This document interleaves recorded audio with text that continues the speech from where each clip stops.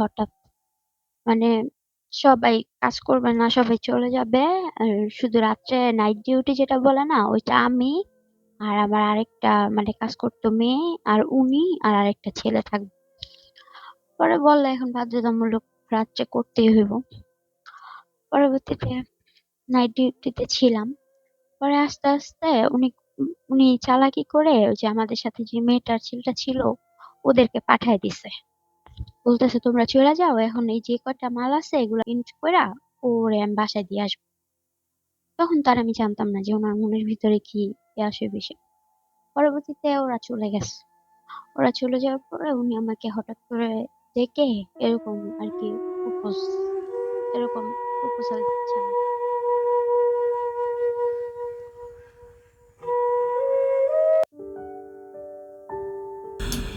সম্মানিত বন্ধুগণ, আসসালামু আলাইকুম। দূর দূরান্তে দেশ অথবা দেশের বাইরে থেকে ঠিক এই মুহূর্তে যেখান থেকে আমাকে দেখছেন, আমি আপন আর যে আপন জীবনের গল্পের 154তম এপিসোডে আপনাকে বরাবরের মতো স্বাগতম জানাচ্ছি। কলিজার বন্ধুগণ, আজ আমি আপনাদেরকে শোনাবো চট্টগ্রামের মেয়ে ইবার জীবনের বাস্তব গল্প। ইবার বয়সটা খুবই কম, খুব ছোট একটা মানুষ, অনেক ছোট। এই ছোট্ট বয়সে সে তার বাস্তবতার সাথে যে লড়াইগুলো করেছে, এই ছোট্ট বয়সে সে তার জীবনের যে কঠিন প্ল্যাটফর্মে সে দাঁড়িয়েছে, তার এই জীবনের বাস্তব কথাগুলো আমি আপনাদেরকে শোনাবো। এবং আমার গল্প শেষে ইবা নিজেই আপনাদেরকে তার জীবনের কিছু অংশ নিজের কণ্ঠে শুনিয়ে যাবে। এবারই জীবন থেকে আপনি যেটা শিখতে পারবেন সেটা আপনি 10 বছর পড়াশোনা করেও স্কুল কিংবা কলেজ অথবা ভার্সিটি জীবন থেকে শিখতে পারবেন না। তাই বরাবর মতো সবাইকে রিকোয়েস্ট করবো এবার জীবনের গল্পটা শুরু থেকে শেষ পর্যন্ত শোনার জন্য। ধন্যবাদ সবাইকে। সম্মানিত বন্ধুগণ, আসসালামু আলাইকুম রহমতুল্লাহি ওয়া। আমার নাম ইবা আক্তার, আমার বাড়ি চট্টগ্রাম শহরে। প্রিয় বন্ধুগণ, আমার জীবনের গল্পটা শুরু করার শুরুতেই আমি আপনাদেরকে আমার পরিবারের ব্যাপারে জানিয়ে রাখি। আমার পরিবারে আমি আছি, আমার বাবা আছে, মা আছে। আমাদের পরিবারটা একটা উচ্চবিত্ত পরিবার। আমার বাবার চট্টগ্রাম শহরে অনেক বড় একটা হোটেল আছে। আমার বাবা এই চট্টগ্রাম শহরেরই একজন নামিদামি হোটেল ব্যবসায়িক। ছোটোবেলা থেকে আমি কখনো অভাব অনটন দেখিনি, যেন সোনার চামচ মুখে দিয়ে দুনিয়াতে এসেছিলাম। আমার মায়ের কাছে 1 টাকা চাইলে মা আমাকে 10 টাকা দিত, আর আমি তো ছিলাম আমার বাবার মাথার মুকুট। বাবা আমাকে প্রচুর পরিমাণ ভালোবাসতো। আমি আমার ছোটোবেলা থেকে আমার জীবনে কখনো অভাব অনটন দেখিনি। বাবা মায়ের অপুরন্ত ভালোবাসায় আমার শৈশব জীবনটা কাটে। আমি আমার জীবনের গল্পটা আমার স্কুল জীবন থেকে শুরু করি। আমি চট্টগ্রাম শহরেরই কোনো একটি স্কুলে ক্লাস 8-এ পড়াশোনা করতাম। আমি যখন ক্লাস 8-এ পড়ি তখন আমাদের স্কুলের অনেক ছেলে আমাকে বিরক্ত করে। তার মাঝে জয় নামের একটা ছেলে, যে আমাকে রাস্তাঘাটে প্রচুর বিরক্ত করে। ছেলেটা আমাকে এত বেশি বিরক্ত করে যেটা আমি বলে বোঝাতে পারবো না। আমাকে রাস্তাঘাটে দেখলে আমার হাত ধরে টানাটানি করে এবং আমাকে প্রস্তাব করতে থাকে। আমি ছেলেটাকে যতটুকুই অ্যাভয়েড করি, কিন্তু ছেলেটা আমার পিছু ছাড়ে না। এইভাবে আমার দিনগুলো সামনে দিয়ে কাটতেছিল। এভাবে যেতে যেতে একদিন আমার একটা বান্ধবী আছে যার নাম হচ্ছে রত্না। রত্না একদিন রাত্রেবেলা আমাদের বাসায় আসে। তো রত্নার একটা বয়ফ্রেন্ড আছে, ও আবার ওর বয়ফ্রেন্ডকে প্রচুর পরিমাণ ভালোবাসে। তো সেদিন আমাদের বাসায় আসার পর থেকেই রত্না তার বয়ফ্রেন্ডের সাথে ফোনে কথা বলতেছে। যখন ফোনে কথা বলতেছে আমি খুব খেয়াল করে দেখলাম যে রত্নার পাশে কে জানি একজন কথা বলতেছে। ওই ছেলেটা বারবার আমার নাম বলতেছে, আমার নাম এটা সেটা বলতেছে। তো আমার নাম যখন বলতেছে আমি খুব অবাক হয়ে তার রত্নাকে জিজ্ঞেস করি, তোর বয়ফ্রেন্ডের পাশে যে ছেলেটা আছে এই ছেলেটা আমার নাম কেন বলে জিজ্ঞেস করতো। তখন রত্না তার বয়ফ্রেন্ডকে জিজ্ঞেস করে যে তোমার পাশে যে ছেলেটা আছে এই ছেলেটা বারবার আমার বান্ধবীর নামটা কেন নিচ্ছে। তখন ওর বয়ফ্রেন্ড ওকে বলে যে যেই ছেলেটা আমার পাশে দাঁড়িয়ে আছে এই ছেলেটা তোমার বান্ধবী ইবাকে খুব পছন্দ করে। এইটা শোনার পর আমি তখন অবাক হয়ে যাই।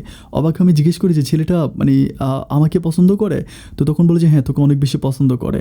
তাই আমি বললাম যে ছেলেটা কী করে। তা ছেলেটার প্রসঙ্গে আমাকে তেমন কিছুই বলে নাই। না বলার পরে এভাবে ওরা প্রায় অনেকক্ষণ ধরে কথা বলার একটা পর্যায়ে তখন ওর সামহাও ওর লাইনটা কেটে যায় ওর বয়ফ্রেন্ডের সাথে। লাইনটা কেটে যাওয়ার পরে তখন ওর বয়ফ্রেন্ড কী করে, আরেকটা নাম্বার থেকে ওকে কল দেয়। কল দিয়ে অনেকক্ষণ ধরে কথাবার্তা বলতে বলতে একটা সময় তার মোবাইলে চার্জও পুড়ে যায়। যখন আমার বান্ধবী রত্নার মোবাইলে চার্জ শেষ হয়ে যায় তখন রত্না আমার মোবাইলটা দিয়ে তার বয়ফ্রেন্ডকে ফোন করে। তার বয়ফ্রেন্ডের সাথে সে অনেকক্ষণ ধরে কথাবার্তা বলে। অ্যান্ড কথাবার্তা বলার পরে তখন ও কী করে, জাস্ট লাইনটা কেটে ও তখন চলে যাওয়ার পরে ও ওদের বাসায় চলে যায়। তো ওই দিন তো রাতটা কেটে যায়। সকালবেলা আমার নাম্বারে একটা আননোন নাম্বার থেকে কল আসে। যখন কল আসে আমি তখন কলটা রিসিভ করি। রিসিভ করার পরে একটা ছেলে আমার সাথে কথা বলে। আমি জিজ্ঞেস করি যে কী নাম আপনার? তো বলে যে ওর নাম হচ্ছে জয়। তো জয় যখন বলে তখন আমি একটু অবাক হয়ে যাই, কারণ রাস্তায় আমাকে যে ছেলেটা বিরক্ত করে তার নামও কিন্তু জয় ছিল। তখন আমি একটু অবাক হয়ে জিজ্ঞেস করি যে আপনি কি আমাকে চিনেন? তো আমাকে বলে যে চিনব না কেন, আমি তো প্রতিদিনই আপনাকে রাস্তার মধ্যে দেখি, আপনার হাত ধরে আপনাকে প্রস্তাব করি। তখন আমি কনফার্ম হয়ে যাই যে এই সেই ছেলেটা যে আমাকে রাস্তায় বিরক্ত করে। আমি তখন একটু অবাক হয়ে জিজ্ঞেস করলাম যে আপনি আমার নাম্বারটা কোথায় পেলেন? তো আমাকে বলতেছে যে আপনার বান্ধবী যে রত্না আছে, রত্নার যে বয়ফ্রেন্ড আছে, ওর বয়ফ্রেন্ডের আমি খুব ক্লোজ একটা ফ্রেন্ড। তখন আমি বুঝতে পারি যে ও মাই গড, তার মানে ওভাবে আমার বান্ধবী গতকালকে রাত্রে আমার মোবাইল দিয়ে তার বয়ফ্রেন্ডের সাথে কথা বলেছে, অ্যান্ড তার বয়ফ্রেন্ডের মোবাইল থেকে হয়তো ছেলেটা নাম্বারটা নিয়ে গেছে। আমার তখন মনের ভিতরে প্রচুর পরিমাণ ভয় লাগে। এতদিন তো রাস্তাঘাটে বিরক্ত করতো, এখন তো মোবাইলে বিরক্ত করবে। আমি তখন চিন্তা করতেছি যে এই বিপদ থেকে কিভাবে রক্ষা পাওয়া যায়। আমি ছেলেটাকে যতটাই স্কিপ করতে থাকি, বাট ছেলেটা আমাকে ততটাই বিরক্ত করতে থাকে। একটা পর্যায়ে আমি সিদ্ধান্ত নিলাম যে আমি আমার পরিবারকে ব্যাপারগুলো জানাই দিব। আমি যখন আমার আব্বা আম্মার কাছে ব্যাপারগুলো বলতে চাচ্ছিলাম, সেদিন হচ্ছে রত্না আমাকে বলে যে কথাগুলো আব্বা আম্মার কাছে বলিস না, বললে দেখা যায় কি যে তোরা তার পড়াশোনা মানে তারা হচ্ছে তোর পড়াশোনা বন্ধ করে দিবে, তোকে আর স্কুলে যেতে দিবে না। আর যদি স্কুলে যেতেও দেয় তাহলে তারা তোর সাথে যাবে। তাহলে আমরা ফ্রেন্ডরা যে মজা করি, আমরা যে হ্যাং আউট করি, আমরা যে দুষ্টমি করি, এগুলো আর আমরা করতে পারবো না। এরপর দেখা যাবে তোর বাবা প্রতিদিন তোকে স্কুলে নিয়ে যাবে। এটা বলার পরে আমি তখন আর ভয়ে আমার বাবার কাছে ওই জয়ের বিরক্তের কথাগুলো বলি না। এভাবে দিনগুলো কাটতে থাকে। কাটতে কাটতে আমি তখন একটা সময় ক্লাস 8 থেকে ক্লাস 9-এ উঠে যাই। আমি ক্লাস 9-এ উঠি, তখন আমি মোটামুটি একটু বড়, আমি দুনিয়াদারি সম্বন্ধে একটু বুঝি। বাট তখন আমার বান্ধবী কিন্তু ওর বয়ফ্রেন্ডের সাথে জমিয়ে প্রেম করতেছে। তো তখন আমার বান্ধবী একদিন আমাকে বলতেছে যে জয় ছেলেটা তোকে এত ভালোবাসে, যদি এত ভালো না বাসতো তাহলে আজকে একটা বছরেরও বেশি তোর পিছে পিছে ঘুরতো না, তোকে অনেক বেশি ভালোবাসে, তুই যদি চাস তুই ছেলেটার সাথে রিলেশন করতে পারিস। আমি তখন বললাম যে না না, আমার আসলে ওই প্রেম প্রীতি রিলেশনগুলো ভালো লাগে না। আমার কাছে মনে হয় যে প্রেম মানে ধোঁকা, ছলনা, প্রতারণা। আমি এই প্রতারণার ফাঁদে পড়তে চাই না। বান্ধবী প্লিজ তুই আমাকে এগুলো বলিস না। তো একটা পর্যায়ে এভাবে যেতে যেতে একদিন আমি কী করি, স্কুল থেকে ফিরে আসতেছিলাম। স্কুল থেকে ফিরে আসার সময় জয় দেখে রাস্তার মধ্যে দাঁড়ায় আছে, অ্যান্ড ওই দিন ওর মুখটা এমন ছিল যেন পুরো পৃথিবীর কষ্ট মুখের ভিতর বাসা বেঁধে আছে। ও আমার দিকে তাকায় বলতেছে যে তোমার সাথে আমার কিছু কথা আছে, দাঁড়াও। এটা বলার পর আমি তখন দাঁড়াই। দাঁড়ানোর পরে ও আমাকে বলতেছে যে আজকে একটা বছরেরও বেশি আমি তোমার পিছিয়ে পিছিয়ে ঘুরতেছি, আমার মাঝে কি নাই? আমি কি দেখতে অসুন্দর? আমি কি স্মার্ট না? আমি কি এটা সেটা অনেক কথা বলে। আমি তখন তাকে একটা কথাই বলি যে তুমি সব দিক থেকে পারফেক্ট, তুমি দেখতেও সুন্দর, স্মার্ট, সব কিছুই ঠিক আছে, কিন্তু বিশ্বাস করো আমার ওই প্রেম প্রীতি ভালোবাসাগুলো ভালো লাগে না, আমি কোনো রিলেশনে ইনভলভ হতে চাই না। তখন ও আমাকে খুবভাবে রিকোয়েস্ট করে যে দেখো আমি তোমায় কখনোই কষ্ট দিব না, আমি তোমাকে সারা জীবন ভালোবাসবো, আমি তোমাকে কখনো আমার চোখের আড়াল করবো না। ও আমার কাছে প্রচুর কান্নাকাটি করে, অ্যান্ড ও একটা সময় চোখের পানি ফেলে। ওর মুখের দিকে তাকে আমার কাছে মনে হয় যে ওর মুখটা আসলে মানে একেবারে অবুঝ শিশুর মতো, একেবারে ছোট বাচ্চার মতো কান্না করে। আমার তখন মনটা একটুখানি নরম হয়। নরম হওয়ার পরে আমি তাকে বলি যে আচ্ছা ঠিক আছে, আমি আপনাকে জানাই দিব, মানে আমাকে এখন যেতে দেন, আমি আপনাকে পরে জানাবো। এইটা বলে আমি তখন জয়ের কাছ থেকে বিদায় নিয়ে আমি চলে আসি। বাসা আসার পর থেকে আমার বান্ধবী তখন আমাকে কল দেয়। আমাকে কল দিয়ে বলতেছে যে আজকে কি জয় তোকে ফোন করেছিল? আমি বললাম হ্যাঁ। বলে ফোন করে কি বলেছিল? আমি বললাম যে ফোন করে তো খুব মন খারাপ করলো, মানে আচ্ছা সরি, আমি এখানে একটা ব্যাপার বলতে ভুলে গেছিলাম। বাসা আসার পরে জয় কিন্তু আমাকে আবারও কল দিয়েছিল। তো তখনও খুব মন খারাপ করে খুব কথাবার্তা বলেছে। এরপর আমার বান্ধবী আমাকে ফোন করে যখন জিজ্ঞেস করেছে জয়কে তোকে ফোন করেছিল, আমি বললাম যে হ্যাঁ ফোন করেছে, এবং রাস্তায় আমার সাথে দেখাও হয়েছে। তো আমাকে বলে যে তুই এতটা পাষাণ কেন? আমার ভাবতে অবাক লাগে যে তুই আমার একটা বান্ধবী, অথচ একটা মানুষ তোকে 1 বছরের বেশি সময় ধরে ভালোবাসে, তোকে ফোনে কথা বলে, তোকে রাস্তাঘাটে এত বেশি প্রপোজ করে, অথচ এই মানুষটার প্রতি তোর বিন্দুমাত্র ভালোবাসা নাই। আমার খুব খারাপ লাগে, তুই এতটা পাষাণ হতে পারিস না। আমাকে খুবভাবে বোঝায়, কিন্তু কেন জানি আমার মাঝে এই প্রেম প্রীতি ভালোবাসাগুলো জাগে না। দিন যত যাচ্ছে আমার আমার কেন জানি মনে হচ্ছে যে এই রিলেশনগুলোর প্রতি আমি কখনো ইনভলভ হব না। এইভাবে যেতে যেতে একটা পর্যায়ে জয় মানে অনেকগুলো মানে হাত কাটে, মানে প্রচুর পরিমাণ হাত কাটে। হাত কেটে হচ্ছে আমার জন্য ছবি পাঠায়, এবং সেম ছবিগুলো জয় হচ্ছে আমার বান্ধবীর জন্যও পাঠায়। তো আমার বান্ধবী ছবিগুলো পাওয়ার পরে ওর মনে তখন প্রচুর পরিমাণ আবেগ জন্মে যায়, মানে জয়ের জন্য ও খুব খারাপ লাগে। এরপরে ও স্কুলে গিয়ে আমার স্কুলের যত ছেলে মেয়ে বন্ধু বান্ধব আছে সবার কাছে ও ছবিগুলো দেখায়, সবার কাছে দেখা বলে যে দেখ আমাদের আমাদের বান্ধবী ইবা কতটা কঠিন, কতটা পাষাণ মনের মানুষ। একটা ছেলে ওকে এত পরিমাণ ভালোবাসে, জয় তাকে এত পরিমাণ ভালোবাসে, একটা বছর ধরে জয় তার পিছনে পিছনে ঘুরতেছে এবং শেষ পর্যন্ত জয় তার হাত কেটে পর্যন্ত সবার কাছে ছবি পাঠাচ্ছে। এত ভালোবাসার পরেও ইবা জয়কে একটুও ভালোবাসে না। ইবার মতো এত পাষাণ একটা মেয়ে এই দুনিয়াতে হতেই পারে না। এটা বলার পরে যখন আমি স্কুলে যাই, আমার যত ছেলে মেয়ে বন্ধুবান্ধবগুলো আছে ওরা সবাই আমার সাথে একটু রাগ করে। আমাকে বলে যে তুই আমাদের বান্ধবী, অথচ ভাবতে অবাক লাগে যে তোর মনটা এত কোষ্ঠী পাথরে ভরা। এটা কেমন কথা যে একটা ছেলে তোকে এত পছন্দ করে, এত ভালোবাসে, অথচ তুই ছেলেটাকে এভাবে ডিনাই করতেছিস, ইগনোর করতেছিস। আমাকে তারা খুবভাবে বোঝায়, অ্যান্ড বোঝানোর পরে আমার তখন মনের ভিতরে একটু পরিবর্তন জাগে। আমি চিন্তা করি যে জয় যদি আমার সাথে দুষ্টুমি করবে, জয় যদি আমাকে কষ্টই দিবে, জয় যদি আমাকে অবহেলাই করবে কিংবা জয় যদি আমাকে ছেড়ে যাবে, তাহলে তো জয় একটা বছর আমার পিছনে ঘুরতো না। আজকে একটা বছরও আমার পিছনে ঘুরতেছে, তার মানে হয়তো মানুষটা আমাকে ভালোবাসে। অ্যান্ড ওই দিন আমি নিজে নিজে চিন্তা করলাম যে আমি জয়ের প্রস্তাবে রাজি হয়ে যাব। এরপরে আমি জয়ের ভালোবাসাতে সাড়া দিই। সাড়া দেওয়ার পরে জয়ের সাথে আমার একটা গভীর প্রেমের সম্পর্ক হয়। সম্পর্কটা এতটাই গভীর যে একটা মানুষ আরেকটা মানুষকে একটা মুহূর্ত না দেখলে যেন বাঁচি না। প্রতিটা মুহূর্ত আমরা একজন আরেকজনের সাথে মিশে আছি। আমি একটা পণ করি যে জয়কে আমি একটা বছর যে পরিমাণ কষ্ট দিয়েছি, আমি আমার বুকের অপরন্ত ভালোবাসা দিয়ে ওর বুক থেকে সেই কষ্টগুলোকে দূর করে দিব। আমি সবার কাছে তাকে ছোট করেছি, আমি এখন চিৎকার করে সবার কাছে বলবো যে আমি জয়কে ভালোবাসি, আমি জয়কে আমার মনে প্রাণে ভালোবাসবো এবং জয়কে নিয়ে আমি আমার বাকি জীবনটা কাটাবো। এভাবে যেতে যেতে একটা সময় আমি ক্লাস 9 থেকে ক্লাস 10-এ উঠি। আমি এসএসসি পরীক্ষা দিব। এসএসসি পরীক্ষার কিছুদিন আগে সম্পর্কটা এরকম হয়ে যায় যে প্রতিটা মুহূর্ত জয় আমাকে নিয়ে এখানে যায় ওখানে যায়। আমার উপর ওর প্রচুর পরিমাণ টেক কেয়ার, আমার উপর ও খুব যত্ন করে। আমাকে ছাড়া একটা মুহূর্ত যেন ও বাঁচে না।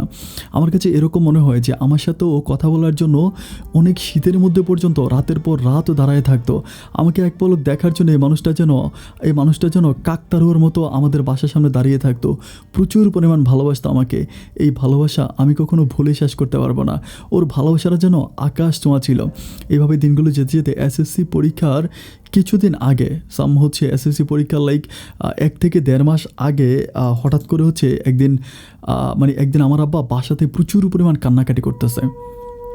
আব্বা প্রচুর পরিমাণ কান্নাকাটি করে। তো কান্নাকাটি করার পর আমি তখন পড়তেছিলাম, পড়াশোনা করতেছিলাম। আব্বার কান্নাকাটি শব্দ শুনে আমি তখন ওইখান থেকে আসার পরে আমি মাকে জিজ্ঞেস করি যে কী ব্যাপার মা, আব্বা কান্না করতেছে কেন? মা বলতেছে কিছুই বুঝতে পারতেছি না, আজকে বিকেল থেকে মনটা খারাপ ছিল, এখন থেকে কান্নাকাটি করতেছে। আমি তখন আবার আব্বার পাশে গিয়ে বসে আব্বাকে জিজ্ঞেস করেছি, আব্বা তোমার কি মন খারাপ? তুমি আমার কাছে বলো কী হয়েছে, কান্নাকাটি কেন করতেছ? আমার আব্বা কোনো কথা বলে না। আমার আব্বা আমাকে জড়াই ধরে আমার কপালে একটা চুমু দিয়ে বলতেছে, মারে আমি জানি না তোর ভবিষ্যৎটা কী হবে, আমি জানি না আমি অ্যাজ এ একজন ফাদার হিসাবে আমি তোর জন্য কী করতে পারবো, কিন্তু আমার কাছে মনে হয় মা আমি তোর জীবনটাকে নষ্ট করে দিয়েছি। এটা বলে বাবা প্রচুর পরিমাণ কান্নাকাটি করতে থাকে। আমি কোনো কিছুই বুঝি না আমার বাবা কান্নাকাটি কেন করে। আমি জিজ্ঞেস করেছি, বাবা কান্না কেন করতেছ? কান্নাকাটি না করে তুমি আমাকে বলো যে তোমার কী হয়েছে। আমার বাবা আমাকে বলতেছে যে ব্যবসায় অনেক বড় একটা লস হয়ে গেছে। আমি আমার একটা বন্ধুর ফাঁদে পড়ে আমার ব্যবসার প্রায় সবগুলো পুঁজি আমি একটা জায়গায় ইনভেস্ট করেছিলাম, কিন্তু আমার এই ব্যবসাটা লস হয়ে গেছে। আমার কাছে কোনো টাকা পয়সা নাই। আমি খুব বড় একটা বিপদে পড়ে গেছি, আমি একটা প্রতারণার ফাঁদে পড়ে গেছি। আমি তখন বলি যে বাবা এটা তুমি কেমন কথা বলতেছো? আমার বাবা বলে যে কী করবো মা, কিছুই বুঝতে পারতেছি না। তখন সামনে আমার এসএসসি পরীক্ষা, আমার পড়াশোনার প্রতিও কোনো মনোযোগ নেই, আমি পড়াশোনার প্রতি কোনো মনোযোগ দিতে পারতেছি না। এই ব্যাপারগুলো জয়কে বলি, জয় আমাকে বলে তুমি টেনশন করো না, সব কিছু ঠিক হয়ে যাবে, আমি তো আছি। ও আমার মাথায় হাত বলে দিয়ে আমাকে প্রচুর পরিমাণ সান্ত্বনা দেয়। এইভাবে দিনগুলো কাটতে কাটতে আমাদের বাসার ভিতরে খুব প্রবলেম। এখান থেকে সেখান থেকে বিভিন্ন রকমের মানুষজন এসে আমার আব্বার কাছে টাকা চায়। আমার আব্বার কাছে নাকি তারা টাকা পায়, কিসের টাকা পায় এগুলো আমি কিছুই বুঝি না। এবং অনেক মানুষ এসে আমার হাত ধরে আমার আব্বার সামনে টানাটানি করে। যখন মানুষ আমার হাত ধরে আমার আব্বার সামনে টানাটানি করে তখন আমার আব্বার প্রচুর পরিমাণ কষ্ট হয়। আমি দেখি যে আমার আব্বার চোখের পানিগুলো টলমল করে, কিন্তু আব্বা কোনো প্রতিবাদ করতে পারে না। দিনগুলো এভাবে কাটতে শুক্রবার ছিল। শুক্রবারে আব্বা ফজর নামাজ পড়ে আব্বা ওই দিন মোটামুটি একটু ভালো ছিল, আব্বার মনটা অনেক ফ্রেশ ছিল। আমরা সকালবেলা বাবা আমি মা আমরা একসাথে ব্রেকফাস্ট করি। আমরা সকালের খাবার খাওয়ার পরে দুপুরবেলা বাবা বলতেছিল যে বাবা একটু বাইরে যাবে। তাই আমি বললাম যে বাবা বাইরে কোথায় যাবা? বলে নামাজের পরে বলতেছে কোথায় জানি যাবে। আমাকে সেদিন অনেক আদর করে, অনেক চুমোতে আদর সমাদর করে বাবা ওই দিন বাইরে বলতে বাবা ওই দিন যায়। তো যাওয়ার পরে রাতেরবেলায় বাবার বাসায় আসে না। যখন রাতে রাতেরবেলায় বাসা আসে না, তখন মা বাবার নাম্বারে কল করে, অ্যান্ড কল করার পরে দেখে যে বাবার নাম্বারটা বন্ধ। আমরা তখন কিছুই বুঝতে পারতেছিলাম না যে কী ব্যাপার, বাবার নাম্বার বন্ধ কেন। আমরা সারাটা রাত বাবার নাম্বারে ট্রাই করে না, বাবার নাম্বারটা বন্ধ হয়ে পাই। অ্যান্ড পরের দিন সকালবেলা আমরা তখন বিভিন্ন মানুষের কাছে যেতে থাকি বাবার খোঁজখবর করার জন্য। আমরা সারাটা দিন বাবাকে খুঁজে বাবাকে আর পাই না। সারাটা দিন খোঁজার পরে বাবা কোথায় চলে গেলো তার কোনো খোঁজখবরে মিলে না। বিকালবেলা সেদিন আমাদের বাড়িতে প্রায় 8-10 জনের মতো লোক আসে। আমাদের এলাকার লোকরা এসে তারা বলতেছিল যে আমার আব্বা নাকি আজকে তাদেরকে টাকা ফিরিয়ে দেওয়ার ডেট দিছে। তো আমরা বলি যে কত টাকা, ওরা বলছে অনেক টাকা। অনেক টাকা হচ্ছে তাদের মানে আব্বা দিবে, মানে আব্বা তাদেরকে দিবে এটা বলে, মানে লাইক আব্বা নাকি একটা ডেট দিছে যে আজকে টাকা ফিরিয়ে দিবে। কিন্তু তারা আমার আব্বার সাথে দেখা করতে আসছে। আমার মা তখন বলতেছে যে আমার স্বামী তো বাড়িতে নেই, ও তো চলে গেছে, ও কোথায় গেছে জানি না। এটা বলার পর তখন তারা সবাই বলতেছে ও আচ্ছা বুঝতে পারছি, তার মানে আমাদের টাকা ফিরিয়ে দিবে বলে, আমাদের টাকা দিবে বলে বাড়ি থেকে পালাইছে, তাই না? এটা বলে সবগুলো লোক তখন প্রচুর পরিমাণ ঠাট্টা মস্কারি করতে থাকে। অ্যান্ড তারা তখন আমাদের ঘরের মানে হচ্ছে এটা সেটা নিয়ে টানাটানি করতে থাকে। আমার মাকে খুব খারাপ ভাষায় ইঙ্গিত করে কথা বলতেছে। তো কী করবো ঠিক কিছুই বুঝতে পারতেছি না, এইভাবে দিনগুলো কাটতেছে। তো পরিস্থিতি এমন হয়ে গেছে যে আমার আর পড়াশোনার প্রতি কোনো মনোযোগ নেই। আমি একটা সময় আর পড়াশোনা করিয়ে না। আমার মা তখন আমাকে বলে যে মারে তুই পড়াশোনা করিস না কেন, তোর তো সামনে এসএসসি পরীক্ষা। আমি বলি মা পড়াশোনা কেমন করে করবো বলো, বইয়ের দিকে তাকালেই না আমি বিপদ দেখতে পাই, আমাদের চারদিক থেকে এত বিপদ। মা বাবা আমাদেরকে এভাবে রেখে চলে গেল কেন, আমাদেরকে এত বিপদের মুখে রেখে বাবা কেন এভাবে চলে গেল? আমার মা একটা কথাই বলে যে তোর বাবা নিরুপায় ছিল, তোর বাবার সাথে যেটা হয়েছে সেটা সম্পূর্ণ একটা প্রতারণা হয়েছে, তোর বাবা বুঝতে পারেনি, তোর বাবা প্রতারণার খাপ্পরে পড়ে গেছিল। এভাবে কাটতে কাটতে একটা সময় দেখি যে মানে মানুষগুলো আমার রাস্তায় আমার মাকে ধরে পর্যন্ত টানাটানি করে। আমার সামনে বলে যে তোকে নিয়ে যাবো, তোকে নিয়ে গিয়ে তোর স্বামীর টাকা উসুল করব, ওরকম করে পর্যন্ত আমার মায়ের সাথে কথা বলে। তখন আমাকেও পর্যন্ত খুব খারাপ বিহেভ করে। ঘটনাগুলো দেখে আমাদের অত্র এলাকার মানুষগুলো তারা চিন্তাভাবনা করতেছে, আমাদের সাথে কথা বলে বলতেছে জায়গা সম্পত্তি তো বড় কথা না, বড় কথা হচ্ছে মান সম্মান। কারণ আপনার যুবতী একটা মেয়ে এবং আপনাদেরকে মানুষ যেভাবে টানাটানি করে এটা তো ভালো দেখায় না, এটার একটা ব্যবস্থা করেন। এরপরে আমাদের যে একটা বাড়ি ছিল চট্টগ্রামে, খুব ছোট একটা বাড়ি, আমরা ওই বাড়িটা বিক্রি করে ফেলে আব্বার ঋণ দেই। কিন্তু ঋণ দেওয়ার পরেও প্রায় 3.5 লাখ টাকার মতো আব্বার ঋণ থেকে যায়। বাড়ি বিক্রি করে যে টাকা পাই ওই টাকা দিয়েও কিন্তু আব্বার ঋণটা পরিশোধ করতে পারি না। 3.5 লাখ টাকার মতো আব্বার ঋণ থাকে। এখন ওই 3.5 লাখ টাকা কোথায় পাবো? এর মাঝে আমি আরেকটা ব্যাপার বলে রাখি, এর মাঝে আমি কিন্তু আর পরীক্ষাটা দিতে পারি নাই, আমার আর এসএসসি পরীক্ষাটা দেওয়া হয় নাই। কারণ পরিবারের এত প্রবলেমের মাঝে আমার পড়াশোনা নিয়ে মার কোনো চিন্তাই করতে পারে নাই। আমার এসএসসি পরীক্ষার সময় হয়ে গেছে, মা আমাকে পরীক্ষা দিতে পর্যন্ত নেওয়া যায় না, আমি আর পরীক্ষাটা দিই নেই। আমাদের দিনগুলো এতটা বিপাকে পড়ে যায় কাউকে বলে বোঝাতে পারবো না। তাও প্রায় 3.5 লাখ টাকার মতো ঋণ অবশিষ্ট আছে। এখন এই 3.5 লাখ টাকা কীভাবে দিব? না আমাদের কাছে কোনো টাকা আছে, না আমাদের খাওয়ার কোনো জায়গা আছে, না মাথা ঠোকার কোনো জায়গা আছে। আমি বললে হয়তো অনেকেই বিশ্বাস করবে না, আমি আমার মাকে নিয়ে রেল স্টেশনে পর্যন্ত ছিলাম। খুব কষ্ট করে আমাদের দিনগুলো কাটিয়েছি। এত কষ্ট পেয়েছি যে কখনো আমি বলে বোঝাতে পারবো না। একজন ভিক্ষুক এতটা কষ্ট পায় না, আমি আমাদের জীবনে যতটা কষ্ট পেয়েছি। খুব কষ্ট করে আমার মা আমার মতো একটা মেয়েকে বুকে আগলে রেখেছে। মা কখনো তার বুক থেকে আমার থেকে আলাদা করেনি। আমার মাও কিন্তু দেখতে মানে অতটা ছিল না যে কাজ করতে পারবে বা কাজ করার মতো এবিলিটি আমার মায়ের ছিল। আমার মাও সবসময় অসুস্থ থাকতো, মায়ের পক্ষেও কোনো কাজ করা সম্ভব ছিল না। এতে বাবারও কোনো খোঁজখবর পাচ্ছিলাম না। কিন্তু যেই 3.5 লাখ টাকা মানুষের আছে সেই টাকাগুলো তো দিতে হবে। এখন সেই টাকা আমরা কোত্থেকে দিব? কোনো রকম ব্যবস্থা নাই। তখন মা আমাকে বলে, মা খুব মানে সবাই আমার মাকে বলে যে তোর এরকম একটা যুবতী মেয়েটাকে ঘরে বসে রেখে লাভ কি? একটা কাজ কর, মেয়েটাকে কোনো একটা কাজই দিয়ে দে। মেয়েটা যদি কাজ করে তাহলে সে যদি কিছু টাকা উপার্জন করে তাহলে আস্তে আস্তে এই ঋণটা তোরা পরিশোধ করতে পারবি। এরপরে আমার মতো একটা মেয়েকে, আমি জীবনে কখনো প্লেট ধুয়ে ভাত খাই নাই, কখনো হচ্ছে পানির গ্লাসে পানি ঢেলে পানি পান করি নাই। সেই আমাকে মা একটা সুতার ফ্যাক্টরিতে চাকরি দেয়। আমাকে বলে মারে তোর সুতার ফ্যাক্টরিতে চাকরি করতে হবে। আমি তো কখনো কাজ করি নাই, কাজ কীভাবে করে এটা আমি জানিও না। অ্যান্ড তখন আমার মা কী করে আমাকে একটা সুতার ফ্যাক্টরিতে চাকরি দেয়। আমি তখন ওই সুতার ফ্যাক্টরিতে চাকরি করতে যাই। মানে এমন একটা ফ্যাক্টরি, আমি ওই কাজের ব্যাপারে বলতে গেলে হয়তো মানে অনেকে হাসবে যে আমি যখন কাজ করি আমাকে দেখে সবাই হাসে। মানে ওই মানে ফ্যাক্টরিতে যত মানুষ আছে সবাই আমার দিকে তাকায় তাকায় হাসে। মানে আমি খুবই স্মার্ট চলাফেরা করার জন্য ট্রাই করি, আমার ওড়না ধরি, তারপর এটা ধরি ওইটা ধরে, মানে কাজের চেয়েও নিজের শরীরের প্রতি যত্নটা একটু বেশি। এটা দেখার পরে সবাই এটা নিয়ে হাসাহাসি করে। তো যাই হোক, সেদিন কাজ করে আমি যখন চলে আসতেছিলাম রাস্তার ভিতরে আমার সেদিন জয়ের সাথে দেখা হয়। বিগত প্রায় 8-10 দিন ধরে জয়ের সাথে আমার দেখা হচ্ছিল না, ফোনেও কথা হচ্ছিল না। জয় জানি কোথায় যাবে বলছিল। ওই দিন দেখা হওয়ার পরে জয় আমাকে বলে কেমন আছো, আমি বললাম ভালো আছি। বলে কোত্থেকে আসছো, আমি বললাম যে আমি হচ্ছে সুতার ফ্যাক্টরি থেকে আসছি। আমাকে বলে সুতার ফ্যাক্টরিতে কেন, আমি বললাম আমি তো এখন সুতার ফ্যাক্টরিতে চাকরি করি। আমাকে বলে কেন, আমি বললাম তুমি কি জানো না আমাদের বাড়িও তো বিক্রি করে দিছে, এখনও তো ঋণ শোধ হয় নাই, 3.5 লাখ টাকা মতো ঋণ অবশিষ্ট আছে, এই ঋণটা দেওয়ার জন্য আমি এখন সুতার ফ্যাক্টরিতে চাকরি করি। আমাকে বলে ও আচ্ছা গার্মেন্টসে চাকরি করো, গার্মেন্টসের মেয়ে। আমি তখন তারে বলি যে এরকম করে কেন বলতেছো, গার্মেন্টসের মেয়ে হতে যাবো কেন, সুতার ফ্যাক্টরিতে চাকরি করে আব্বা ঋণ দিব বলে। আমাকে বলে ও আচ্ছা তাইলে বাবাকে নিয়ে চিন্তা করতেছো, আমাকে নিয়ে ভাবতেছো না। আমি বলি তোমাকে নিয়ে ভাববো না কেন, তোমাকে নিয়েও তো ভাবি।